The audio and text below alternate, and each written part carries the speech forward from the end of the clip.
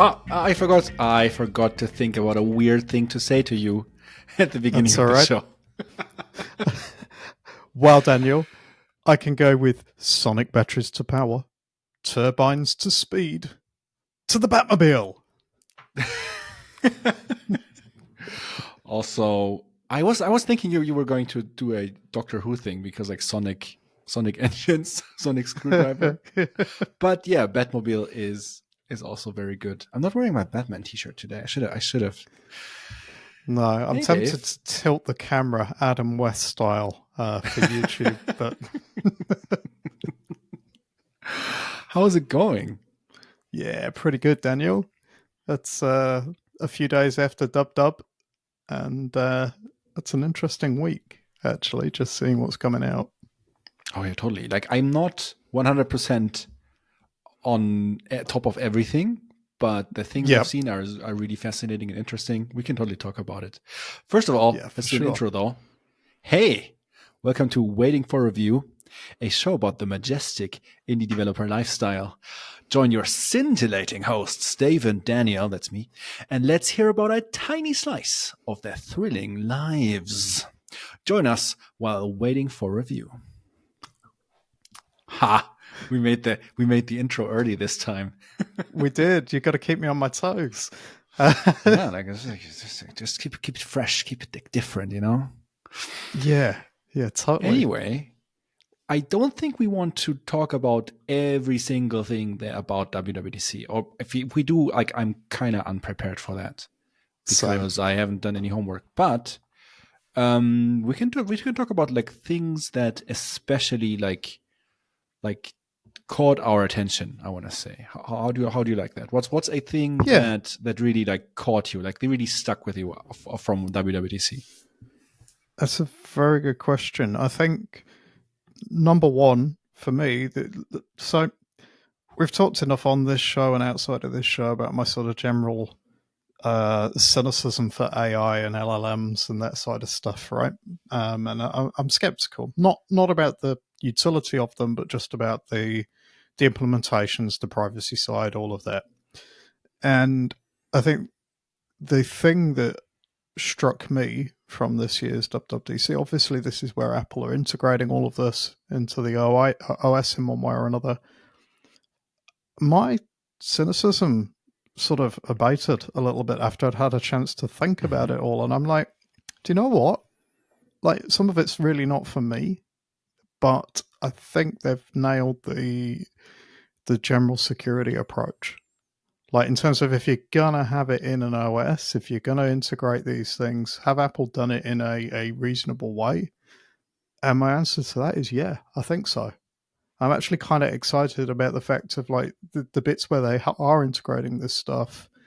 It's adding something to the experience, if you like. So, on that basis, yeah, the actually, I'm kind of excited about some of the AI stuff. To be honest with you, Daniel. Wow, fantastic.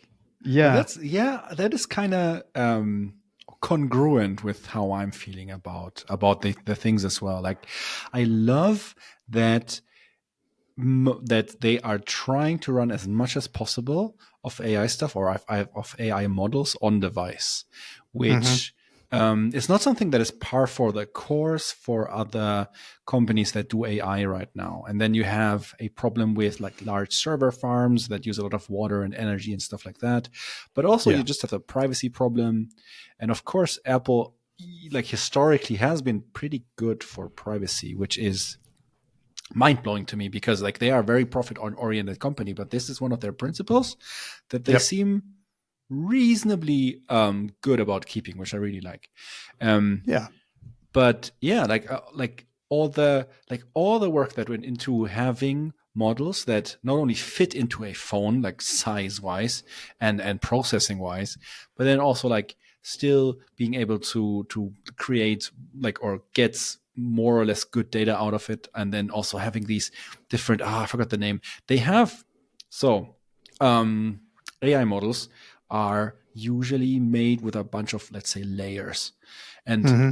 so what they've created is a system whereby they can slice an AI model up into its different layers, and then like switch the last 10, 20, 100 layers out from one thing to the other. Like, for example, if you want to send your relative an extremely cringy image of themselves for their birthday, please never do this to me, then you have the option of sending like one of 3 different styles, art styles. And these art styles are Yes. basically just different lenses applied to the same base image creation model, which is pretty cool because that means that A, they don't have to ship 3 different image creation models. And B, they don't have to ship an image creation model that can do all kinds of styles. So in both of these ways, they have saved a lot of parameters, and that will increase or decrease execution time and decrease also like storage space that the model needs, kind of. And so that is really cool. And I think like they have lots of these little tricks where they can like compress these models down in a way that they can really run it on device. And I think that is pretty awesome. And of course, it doesn't have for example, if you have a language model or whatever, it doesn't have the discussion, the capabilities, the language capabilities of a ChatGPT 4 or whatever. But on the other hand, it does run on your phone, and that is pretty cool.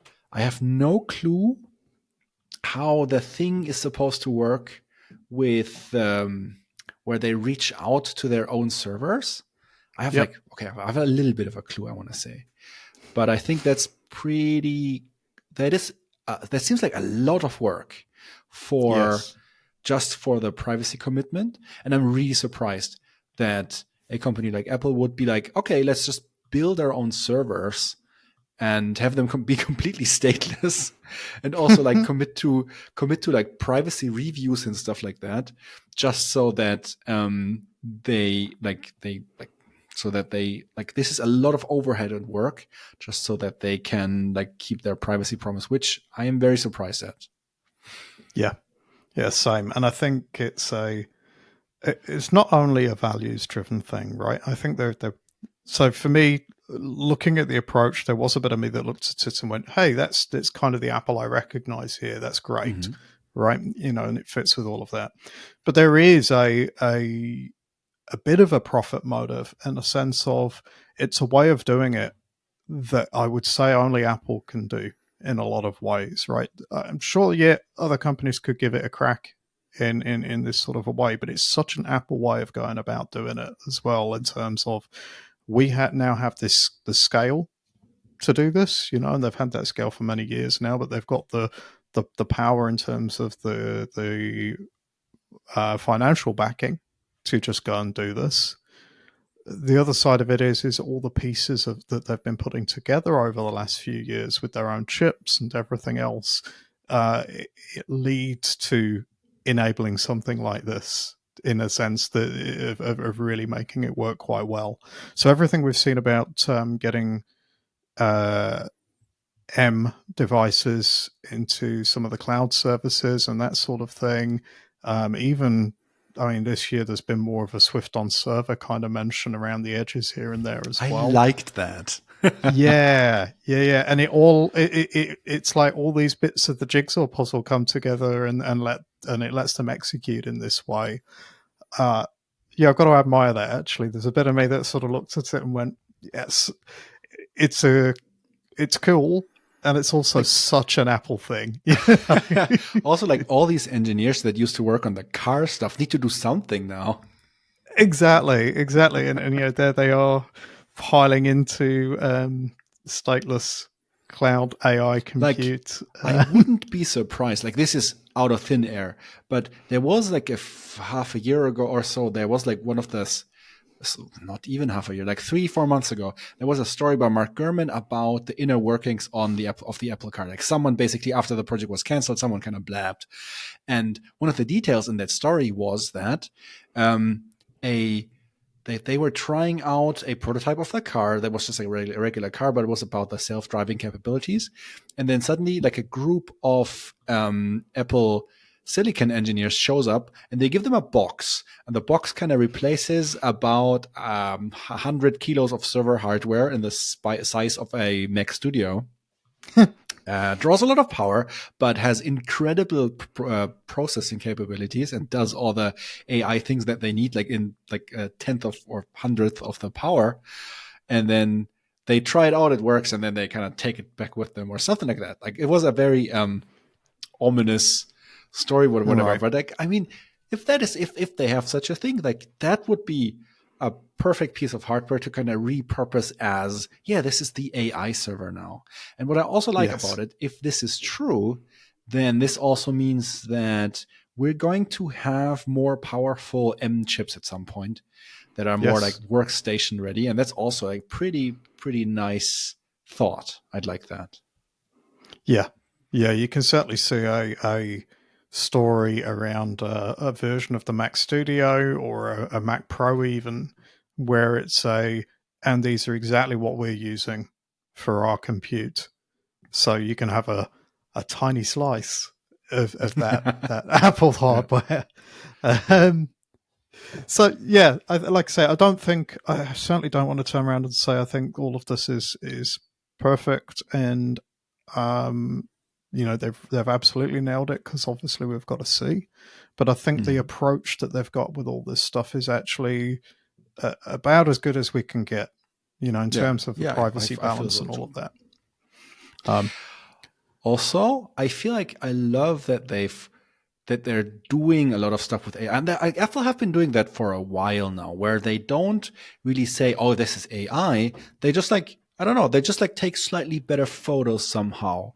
They just like allow you to search for photos in the photo app, even though you haven't described them, stuff like that, where there is like some kind of machine learning model in the background running already. And I think that is a very cool strategy that just makes things better.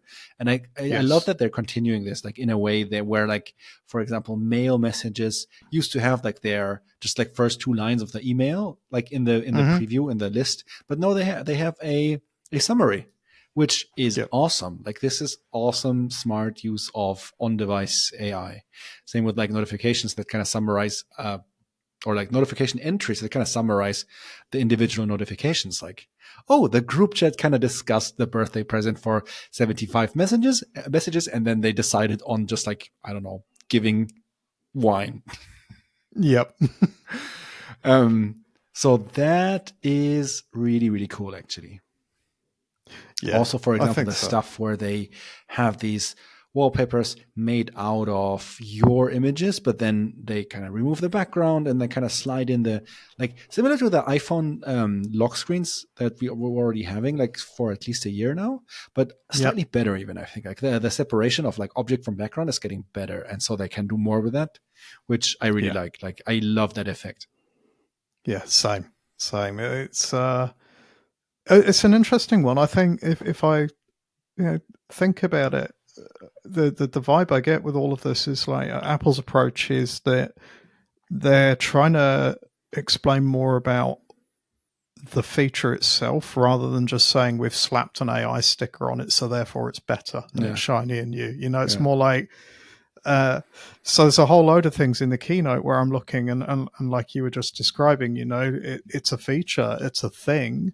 But they're talking about what it lets you do rather than just it's AI for AI's sake. And I like that. Strategically, it gives Apple a lot more room to maneuver as well, because in the course of time, we're certainly seeing a bit of a backlash against AI, quote unquote, in some areas at the moment as well. If you look at Microsoft recall and the absolute PR mess that's been in tech circles, at least. So actually Apple maneuvering in this way to talk about just the features and to even go as far as rebranding AI as Apple Intelligence. That is so smart from them. Like I hate it. Yeah, same. I don't hate it. But it's like it's a sneaky move, but it's like such a smart move. Like there's like you gotta respect it. Yeah, and we can access ChatGPT via Siri and all those bits that they showed. Like it's kind of there, but it's also not there in a way where if they have to reverse gear or change or steer, it's going to be a mess. It's actually quite, next year there could be other providers. It feels like when they still had Google Maps as the default maps provider and the iPhone, whatever that was 4, and then like they kind of just superseded it with Apple Maps. Kind of feels like that, like, oh yeah, this is it our does. default implementation until it isn't. Yep. Although, to be fair, when I heard the rumors about them talking to various AI chatbot providers like OpenAI, I was kind of hoping for a more conversational Siri altogether. Like maybe that's coming and I just haven't seen it yet or whatever. Mm-hmm.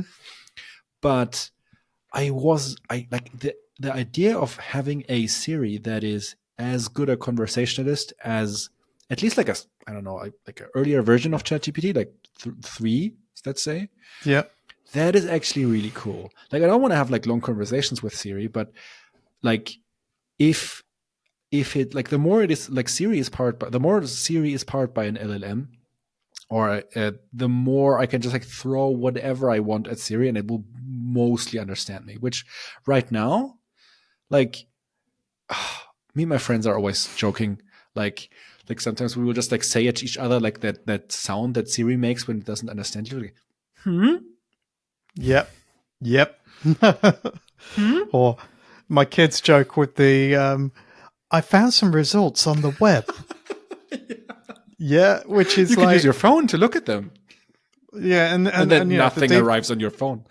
Like no, when and you the ask your default HomePod answer or to something. that is like, if I wanted to find it on my phone, I would have used my phone. That's why I'm asking you in the first place, Siri. Yeah. You know. So like, okay, I'm like fine about web results not being summarized or whatever. Like that's just like, okay, whatever. Like Siri can just tell me I can't do that, which I would be fine with that. Like it doesn't have to be a knowledge base, even though it kind of should Yep. be. But like, hey device, I am going to bed, so turn off all the lights. Like something like that would be nice. Yeah. Less just like, I don't know, showing an activity indicator for 10 seconds and then saying like, I didn't really understand that. Yeah, which just annoys you and wastes your time. So yeah, I mean, yeah, I'd like it to be intelligent enough, quote unquote, intelligent enough, to be able to say, "Hey Siri, I'm going to bed," and then its next response is, "Would you like me to turn out the lights?" And that's so funny. I've got a HomePod on here. No, oh, here we go. See, this is what I'm talking about, though. Here's some music picked just for you. Okay, so what did it do there? It picked it up. Music It said, for "Here's music for you," because I'm going to bed. That's exactly what I wanted, Siri. Thank you. Like, there we have a live demonstration of it. Fantastic. Not getting it. That is so smart. No, my favorite interaction with Siri is we have HomePods in every room. We had a phase where I was kind of like super into the HomePod Mini, so kind of like have a handful of them. And same, actually. So sometimes I will be on the couch in the living room and then telling Siri to turn off the lights. And then like 90% of the time, the correct HomePod will pick it up because like, and then like turn off the lights in that room. But sometimes the HomePod in Alex's room will pick it up, which is just one room off, and that doesn't have any smart lights. So it will answer, certainly, which room would you like me to switch the lights off? And then continues to list all the rooms without me being able to interrupt it. And it's like, we don't have that many rooms, but like I've split up various rooms into various zones. Like, so the living room has like living room, but it's also like the same room also has a zone that's just like the dining room basically, because it's the same, but there's different lights and I just want to like call them differently. And so it will list like, I don't know, 7 rooms. And I'm like, come on, shut up. And I'm like, stop. Oh, do you mean the living room? Stop. Oh, do you mean the dining room? Stop. Oh, do you mean the bathroom? It's painful. Stop. It is painful. We have a stereo pair in our living room, and that works. But it doesn't. It amuses me when like one of them is the primary HomePod and the other one's like dumb, and it's kind of like, oh yeah, that guy's just there for the ride.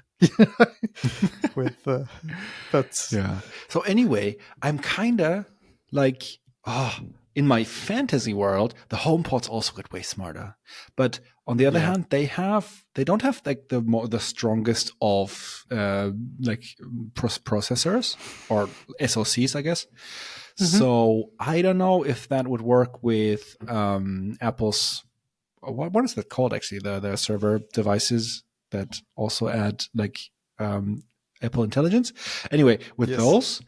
Or if Apple will just use that as an excuse to sell newer HomePods, or if there's a plan at all for us. Like, we just have to wait, like, what the series story is going to be, I think. But yeah, I'm also cautiously excited. We wanted to talk about the features we really loved. I think we've talked enough about the LLMs and the AI, but I just also want to call out what is another LLM-based feature, actually, and it's the Swift Assist in Xcode. That, to me, as it's described at least, we'll see what the betas look like, but as it's described, that looks like exactly what I wanted Copilot to be. On device. Trained on with device. licensed data. Licensed data. Knows a lot about Swift. Yes, and can absorb enough about your project. I think the line used was, it will also take the symbols from your project to feed into that model and feedback as well. That's perfect, right? I don't just want it to come up with whatever it's managed to scrape from Stack Overflow 3 years ago and kind of garble it into what I'm asking for. I want it to know, hey, Dave's using all these Swift packages, and actually when he says he wants to connect that node to that node or whatever it is he's done, here's some code in that sort of vein, or at least a starting point. I really wanted to try that out. Like, I do use Copilot a lot in JavaScript code, and it's actually it's getting better and better. Like, it has actually a really good overview over my very large JavaScript project, which is seriously impressive. But on device would be way better. So I actually downloaded the newest Xcode, and it says, to try out the code, that kind of code completion, you need macOS 16. And I'm not installing the first beta of macOS on this machine. No. But yeah, I think we could go on about some of the other bits from DubDub. I think there are other things we want to talk about on the show, and obviously plenty of months between now and September for new things for us to discover along the way as well.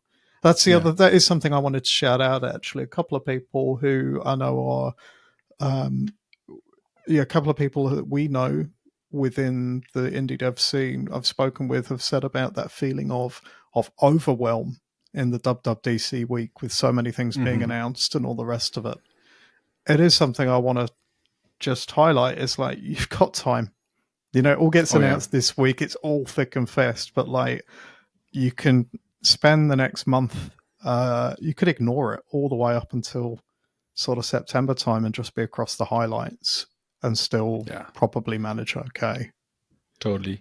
Like, that is so much better with the remote WWDCs, I think, because back when they were still in person, like, you would be able to get video after a while. Like, it wouldn't take super long for you to get video, but it was always so much better to be there in person and just like scribble down whatever you could read what you thought was important, and then kind of directly afterwards go to the presenters and ask them questions, because that is how you really, I mean, the upside is you kind of had like some personal connections to the people, whereas like if they're just in a video, there's kind of lessened. But yeah, the ability that's it has been more asynchronous. So if you're not someone who has an immediate question, you can ask in the Slack, which is very unlikely, to be fair. Like, it is probably it's absolutely fine to just, I don't know, like, go one video a week or whatever. Go at your own pace. Or even less, like, just like watch the keynote, maybe watch the State of the Union. We probably, most of us did. And then, like, if you actually want to work on something, then look at the video. Yeah.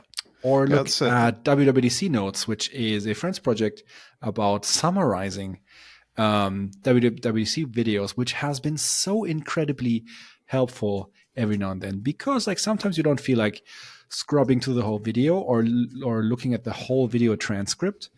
And WWDC Notes, I'm going to put a link in the show notes, is just perfect because it allows you to just get the gist of like, okay, this is what this video is about, and also like here are like the 3 most important code examples. Yeah, that's awesome. I need to check that out. I have come across the site before, but I've not used it in a long time. Yeah, it's really nice. All right. Do you want to add like one last thing about WWDC, or like should we actually, because I have a thing to tell you about. Tell me about the thing. Let's leave WWDC there and go into your whatever the thing is. All right. So, as you may know, I really like sim racing, and I do all my sim racing on my PlayStation. There's like, of course, in the community, some people will scoff at that and be like, "Oh no, you have to use iRacing, and that has to be on a PC, otherwise it doesn't count." But whatever. Like, this is what floats my boat. And so, I spend a lot of time like in front of the TV, just like playing this game, Gran Turismo, and I also have, because I am just that guy, I have what is called a sim rig, which is like a chair that looks like a car chair, and then has a steering wheel attached to the thing. It's actually right behind me. Let me move the camera a little bit. There you can slightly see it. Yeah, I can see a steering wheel just there behind you. That's the steering wheel. That is a Thrustmaster T300, which is actually on the lower end, like on the like price wise. But it's still a pretty neat device. Like at some point I have to upgrade it.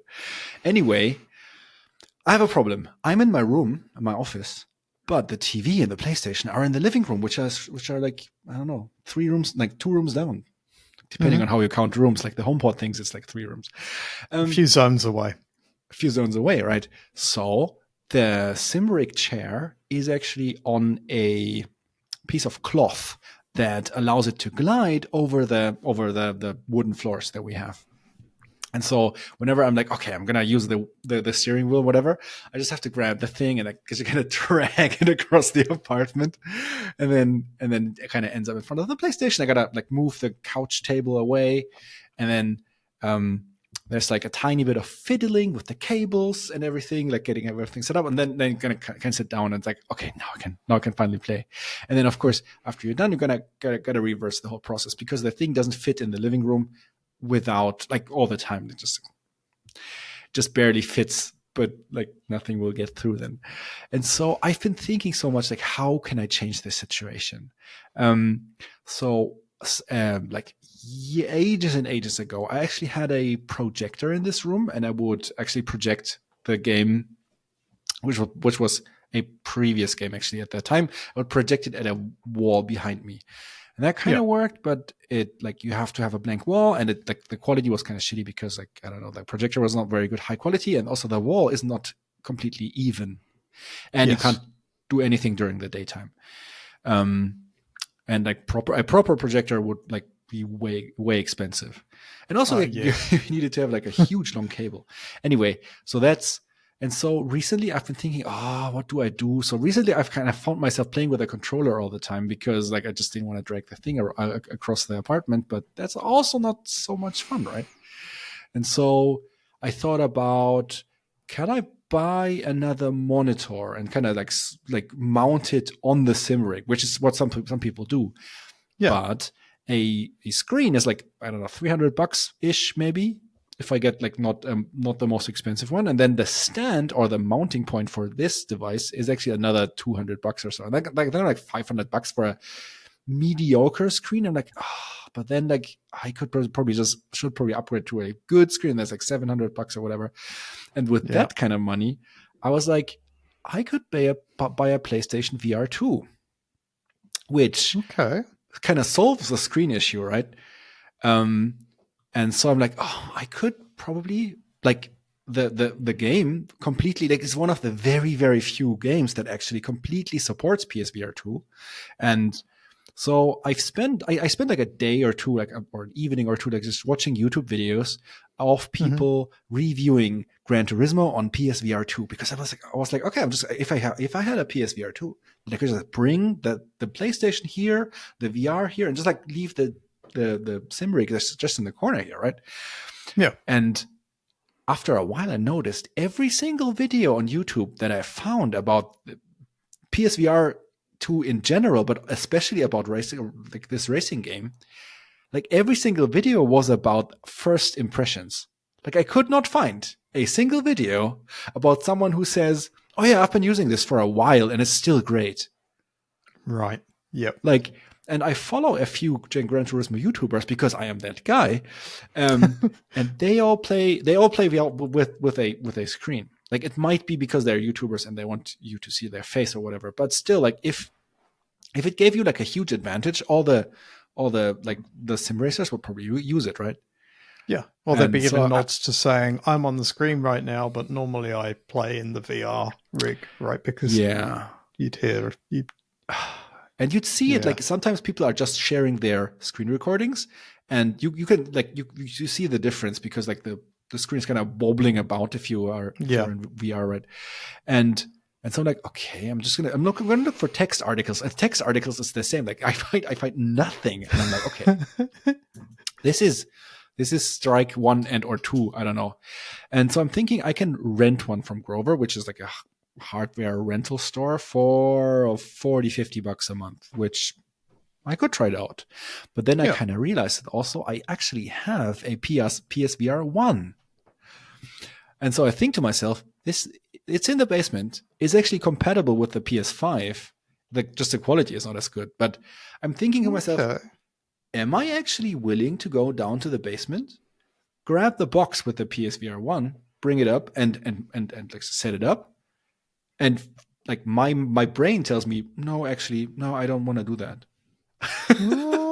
Because the VR1 has, of course, it's very grainy, and like the pixels are about the size of a barn door, but also just with my glasses, it is like you get a lot of chromatic aberration, like everything's kind of rainbowy and kind of distorted.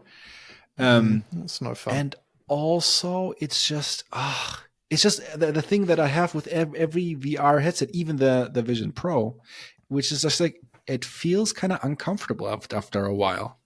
And it's just, especially like, that's one thing that the Vision Pro really does well is like the immersion modes, where I'm like, with every other VR headset, I'm kind of feeling like I'm so disconnected from the outside world. Like suddenly a cat could come along, or my wife could come along, or like the doorbell could ring or whatever, or I could get a notification on my watch. And what do I do? The VR2 at least has that kind of a pass-through mode, even though it's kind of bad. But yeah, I don't know. So I've decided, no, I'm not going to try VR right now. If I don't know, I might rent the thing for a month and at some point to try it out, but I want to explore other avenues. And then I kind of realize I have a very large screen just right here. I'm looking at it right now. I have the Pro Display XDR, so it's a high quality screen. It's very large, and I would have to move the sim rig by about half a meter or so. So that's right where my current desk chair is.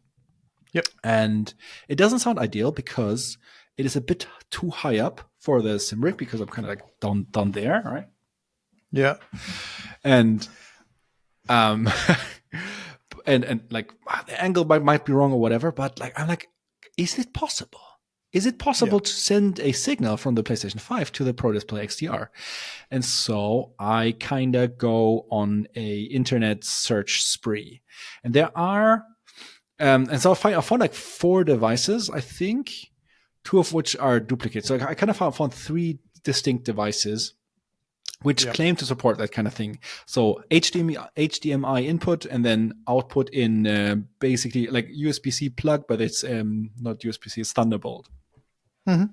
And all of them are active adapters. Like they have a chip in them that kind of transcodes the whole video signal. So they are supposed to kind of lag. So option 1 is actually using an Elgato capture card, which has the that is basically a device that has an HDMI in, and then you kind of plug it into your computer, not into the display, but into your Mac. And then that allows you to live stream your game from a Mac. even though the game is on the PlayStation. And that I know that it works because I used to work for Elgato, and I have a few of them. I don't have one here right now, I think, but I've owned a few, and they are very good, but they have delay. Like they have I don't know, let's say 300-400 milliseconds delay, because they don't really care about they care about like image quality and like capturing the thing inside it doesn't the software. need to be real time in terms of it doesn't need to be real time, but like for playing games, that is completely out of the question. Then there's one device that I can probably look up the links later. One device that is multiple like Reddit posts and YouTube videos have confirmed this to work, but it costs $180 US, and it's only available in the US, and you need I think I'm wondering if you're heading in a direction that relates to some of my network video stuff. So yeah, I'm actually not. Oh no, keep going. But it like that is kind of confirmed to work. Like I saw someone who has who did a video with their iPhone, and they're like, okay, so this is the device, and then on the one hand we have the XDR, and on the other side we have the HDMI from the PlayStation, and see it works, it's real time, very cool, but it's very expensive, and I haven't found a vendor that sells this in Germany. I have found one item on eBay that is used, and they still want $190, and I'm like, like at that price for a used device. Yeah, I don't know. There's another vendor, and they're called I have it somewhere. Club 3D, and they also sell these devices. They are more cheaper, but they have all these different model numbers. They're like, I don't know, hundreds of different cables, and some of them have USB-C on the one hand, some of them have HDMI on the other, and so according to Reddit, this one, the active cable 4K60 with. You got it in your hand, Daniel? Just so I can be clear here, you've already bought it. You've got it. Yes. So someone said this is the only one that works, and so this on German Amazon was like $50. So I'm what like, is okay, it? I'm gonna. It's 50. No. What's the model? It is the HDMI to USB Type-C 4K 60 Hz active cable. So this actually has a model number, but it doesn't say it on the. Oh yeah, CAC 1334.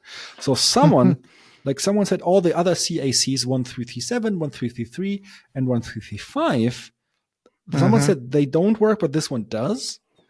Okay. I am as yet unconvinced because it says USB Type-C and not Thunderbolt. Yep. But I bought it because they had it on Amazon, and I'm like, okay, like Amazon has a really good return policy. I'm just going to try it out. So it just arrived today. I haven't tried it out, but this is one of the things that I'm going to try this week. Awesome. Well, I'm very curious to hear how you get on, because this intersects with my video work and projects a little bit, right? In terms of if you've got that adapter that you've bought, I'm guessing it takes the HDMI signal in and it puts it back out as USB-C, right? That's brilliant. Yeah. So that's transcoding on device. But it's next door to, you can get converters in a similar fashion that present it as a webcam input to a connected PC or Mac. Yeah. And it's probably exactly the same sort of chip on the inside, right? Doing the transcoding and everything. So you can buy these adapters. Some of them are less than good, I'll say. So if you've got a good one of this, it's a good brand. I'm actually keen to know, because this sort of stuff floats my boat. I've put a link to the vendor in the show notes. They're called Club 3D. Yes. I haven't tried this cable yet, right? So I can't really promise anything. I'm gonna report back next week. Yeah, brilliant. I'm looking forward to hearing about that. If it works, I'm gonna send pictures of my setup. Do. The thing I was going to say before about the network video stuff was actually relating to people playing with the Vision Pro in a similar sense. Right, so it's the same problem in that I've got this display, quote unquote display. It's the Vision Pro. I want to get my PlayStation into that environment so I can play there. Cool. Yeah. Now with the Vision Pro, you don't have the option of just plugging something into it, right? It's the only option is to send it over Wi-Fi into it, as far as I know. So the direction there that a lot of people have been taking is with this NDI video-based format that I've been playing with my video mixer app and the switcher app I'm making. And what people with that problem have done is use hardware NDI HDMI converters that are typically used more in like, production environments, broadcasting environments, that sort of thing, right? But you can, same thing as you've just described though, you chuck the HDMI in, and instead of it having a USB connector to send the Thunderbolt out, in this circumstance, it transcodes it and sends it over network in the NDI protocol. So therefore the Vision Pro can receive it. And the same thing would work for your Mac, right? You could have an NDI display app running. You could have my app running even when I've built it. Shameless plug. And you can receive that video on the display then through your Mac, as it were. So that would be more pricey, and I'll chuck the one I'm looking at into our show notes as well. It's a KiloView HDMI NDI bi-directional converter, so it does all the things. Nice. But I wonder if that will work for my problem. It would, but I think it's probably about 5 or 6 times more expensive than what you've paid for there. So okay, fair. Yeah. I looked up, by the way, I looked up the other one that, because like you said, oh yeah, this is more professional, and the other one that I didn't buy, that's also much more professional. So I looked it up, and like the US price is like just about the same. That is so unfair, because only the German price is so high. Oh well. But I'm keen to hear how you get on though, Daniel. This stuff interests me. That is darn expensive, shall I say? I've just looked it up, and it's very much not cheap. Darn. It does not load for me. I don't know. We've already fireballed it. So that's fine. For listeners of the show, I'm seeing prices of 1,700 New Zealand dollars. So roughly cut that in half for euros, Daniel, ish. And then there's another one here that's selling for 979 New Zealand dollars, which is still darn expensive to solve this specific problem. That is really expensive. Like, the other one that I worked with was the SIIG. There's like $189 US. Right. I'm fixing the link because I broke the link. I broke the system. Oh, darn it, Daniel. I think that's my phrase today is darn it. I'm not sure why that's happened. Damn, Daniel. Always with the new shoes. There says darn it. Yeah, that's good. Leaving the video converters behind. Do you have a story about your development? If not, then I have a story about what I've been working on the last few days. I'll save mine for the next show, Daniel. I'm still deep in kind of rounding out the first cut of this network video switching app.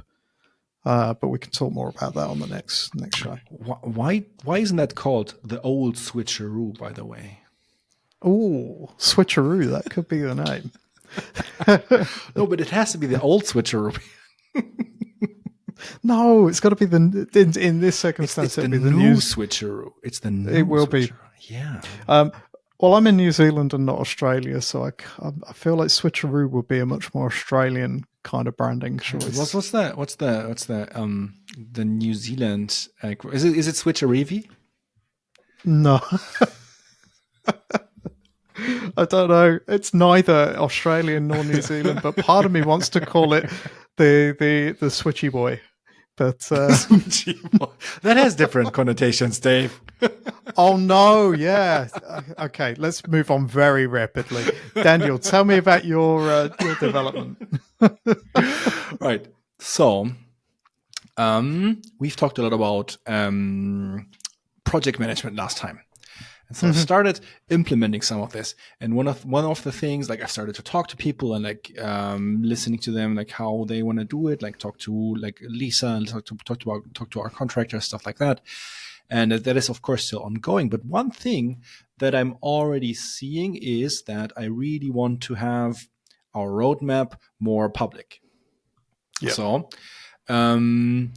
both internally, like it shouldn't be just a thing on my wall. It should be a thing that is shared within our little company. But also, I kind of was like, I talked to Lisa about this, and Lisa was like, yeah, just like chuck it on the website as well, you know. And so I have made, together with Lisa, a new roadmap for my wall. Like I'm still gonna have a roadmap on my wall because that's just really cool. Yeah, and this roadmap has the word website on it, which was the previous project, and that is now finished. And also the next thing on the roadmap is servers, because I really need to move servers. I want a new architecture, and I want it now, basically. Okay. And so, yeah.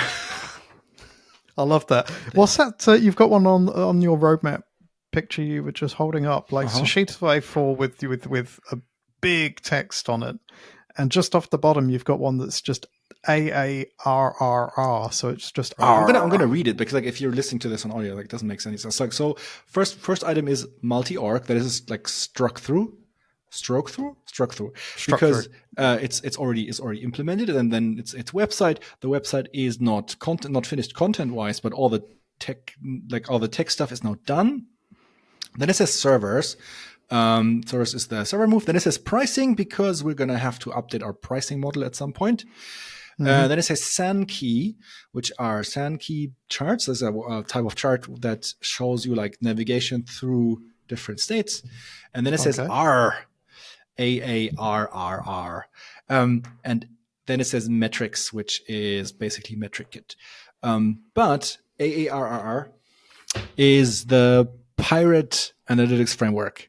I haven't, like, this is not my invention or anything, but it is like, if you think about analytics, like many people will tell you, these are the things you should focus on at the beginning. Like this is a framework in which you can kind of couch your analytics experience until you know like what exactly are the I hate to say that word, but what are the KPIs that you need to focus on? If you have no idea, take these. Like this is a set of KPIs, and then customize as you learn more. And so all 5 of these letters stand for different sections of your business and or app, and with like some sub examples basically. So the first A is acquisition. Second A is activation. I'm going to explain what that means in a second. Then we have retention, referral, and revenue. And so this is kind of from startup.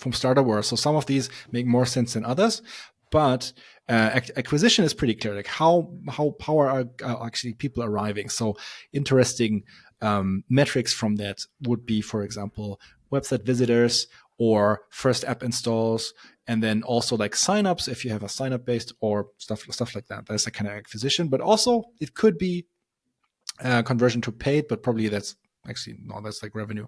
Anyway, so that's kind of acquisition. Then activation is something that some SaaSes and apps are kind of doing. Others think it's kind of stupid, which is like you have a potential customer, you have a user, like you gotta activate them somehow. Like you gotta give them a little bit of an, this is actually helpful to my life moment.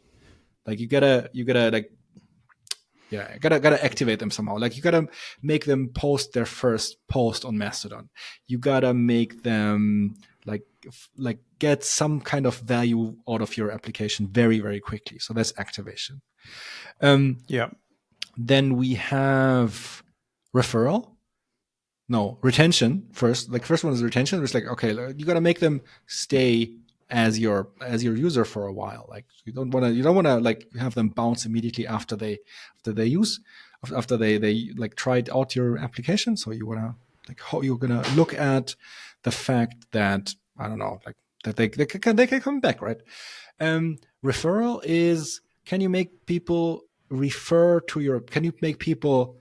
recommend your application? Can you like make them talk about it? So you could measure, for example, like, are people talking about us on Reddit? You could also make a sharing thing. For example, like the TelemetryDeck signal boosts, for example. Oh, the co-host has entered co-host number 3 has entered the office. Is that Momo? No, it's actually Mimi. Hang on. Mimi, you gotta say hi now. Because otherwise, Hey. I don't want to say hi. So referral, and then revenue, which is like how much money are you actually making and what contributes to that. Yeah, all of that makes sense. And so that is R, the pirate metrics. Yeah. And my idea is I would really like to have, for each of those metrics, I want to have predefined charts. Like we have charts for revenue. We have charts for retention. So I want to make that a bit, I want to like make the order in which they appear kind of different. I want to explain a bit more around them and kind of help people along that journey. Like if you don't know what to do, like here are good starting points until you do. And I think that would kind of like increase the value that we're giving to people with TelemetryDeck, giving them an activation moment, of course. No, but I think that's actually a cool thing to work with to like really help people grow better, grow more sustainably. I like and so, I gave a talk about the AARRR, the pirate metrics, a few months ago. And that went over so well. Like it turns out that not many people know about it. And that basically everyone in the audience was like, I didn't know about, I want to implement all of that immediately. Why isn't that a default feature in TelemetryDeck? And I was like, why isn't that a default feature in TelemetryDeck?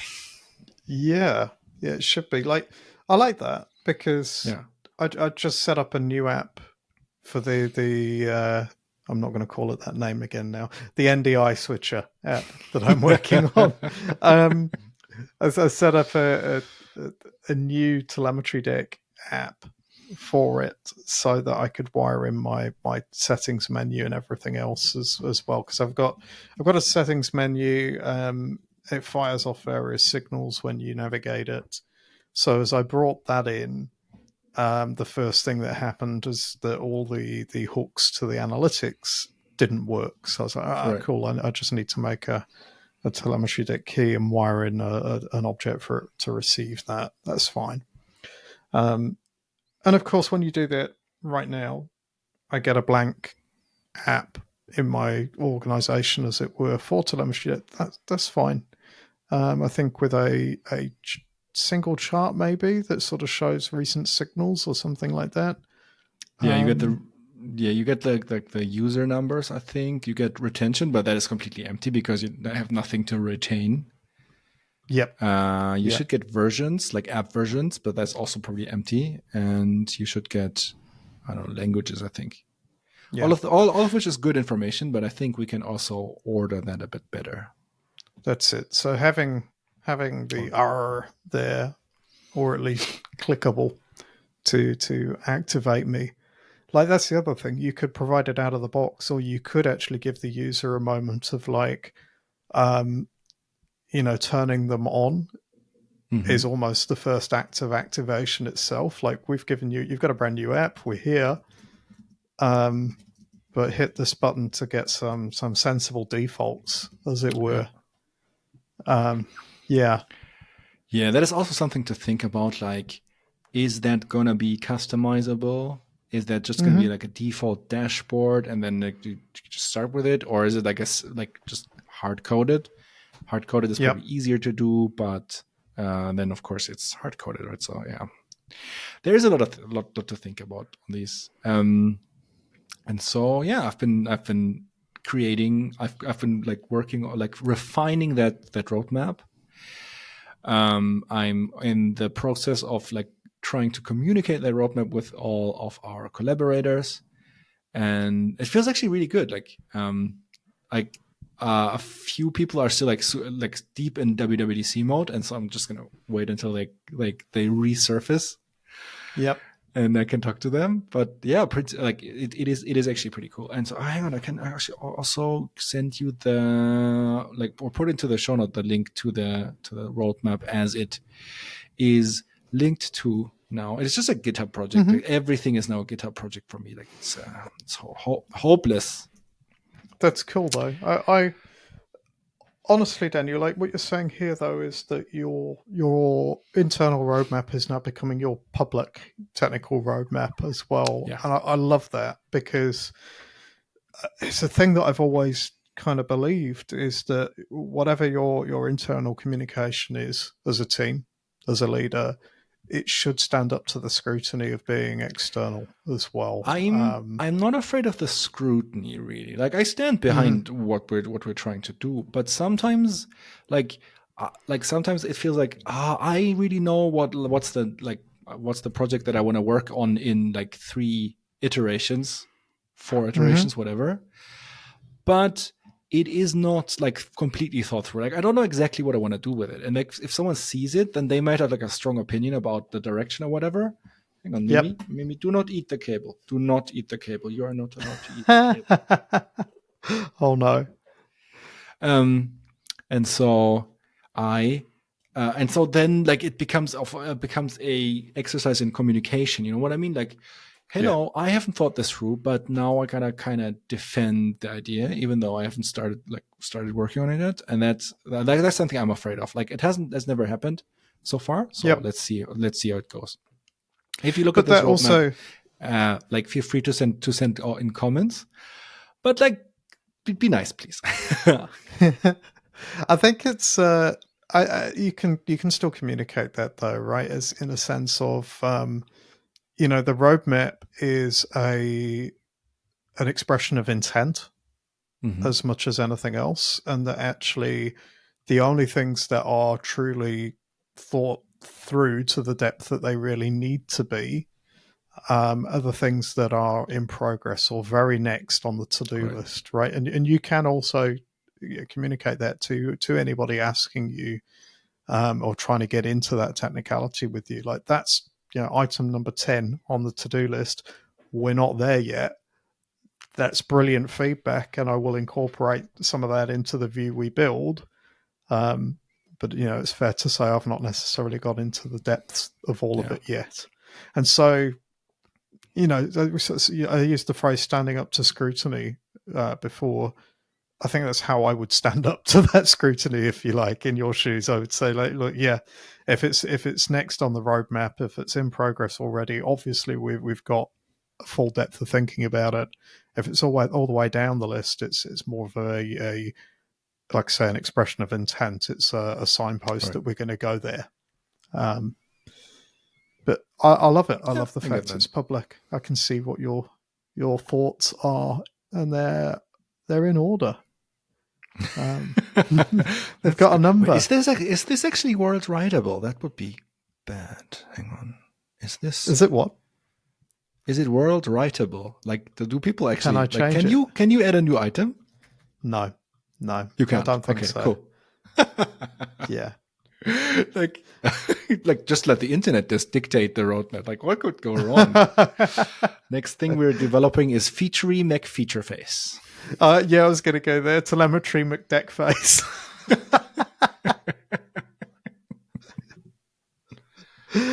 I think on that note, Daniel, I need to be wrapping the show with you because that's very good. Clearly going to say something close to the bone or comical with one of these phrases, but so I'll let you get back to TelemetryDeck face. And Fantastic. yeah, but before we go, Daniel, where can people find you? Where can people find me? Please go to telemetrydeck.com, scroll down to the footer and click on the roadmap, because you can find me on the roadmap. But also go to daniel@social.telemetrydeck.com for all my social media presence, which is 90% on Mastodon and 10% on LinkedIn right now. Yeah, Dave, what about you? Well, for me, you can find my apps over at lightbeamapps.com.